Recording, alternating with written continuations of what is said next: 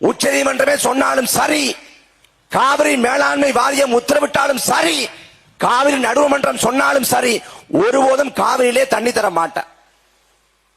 முப்போகம் விளைஞ்ச இந்த காவிரி படுகை இன்னைக்கு ஒரு போகத்துக்கு வழியில்லாம நிக்குது. ஒரு காலத்துல வறட்சி மாவட்டம் அப்படின்னா ராமநாதபுரம், சிவகங்கை, விருதுநகர் சொல்லப்பட்டுச்சு.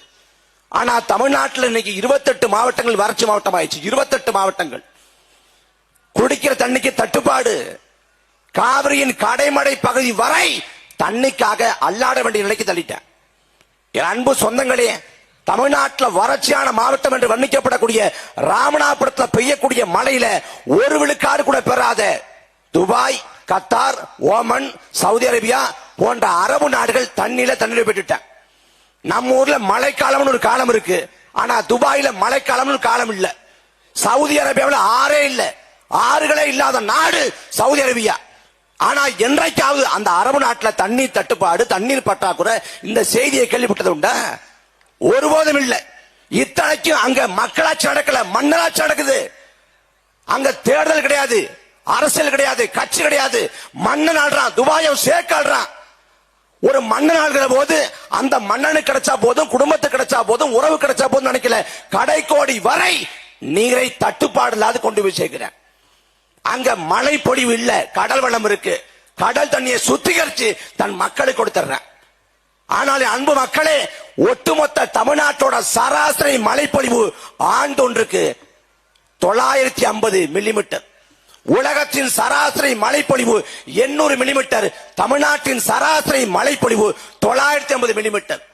அந்த மழைநீரை ஏரிகள், குளங்கள், குட்டைகள் என்று வெட்டி சேமிச்சிருந்தாலே முப்போகம் விவசாயம் செய்ய முடியும். எந்த காலத்திலும் தண்ணீர் தட்டுப்பாடு அது வாழ முடியும். இதே காவிரி படுகையை சோழ மன்னர்கள் ஆண்டார்கள். அந்த சோழ மன்னன் காவிரியை கொண்டாடி தீர்த்தான்.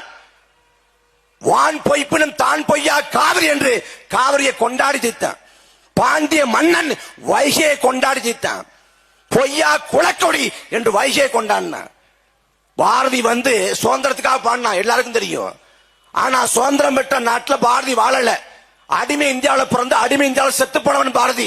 அவன் பாடினா அடிமை இந்தியாவில் காவிரி தென்பண்ணை பாலாறு தமிழ் கண்டதொரு வையை போனது என மேவியாறு பாட ஓட திருமணி செலுத்த தமிழ்நாடுன்னா. வெள்ளக்காரன் ஆட்சி காலத்தில் அடிமை இந்தியாவில் வளம் கொளித்தது, ஆறுகள் செழித்தது. ஆனா சுதந்திர இந்தியாவில் ஆறுகள் செத்து கொண்டிருக்கிறது. காவிரியில தண்ணி வரல, போராடுறோம். போராட்டம் நடக்குது. சட்ட போராட்டம், அற போராட்டம், எல்லா போராட்டமும். காவிரியில தண்ணி கட்டு போராடுகிற வழியில காவிரி ஆற்றின் துணையாறு அமரா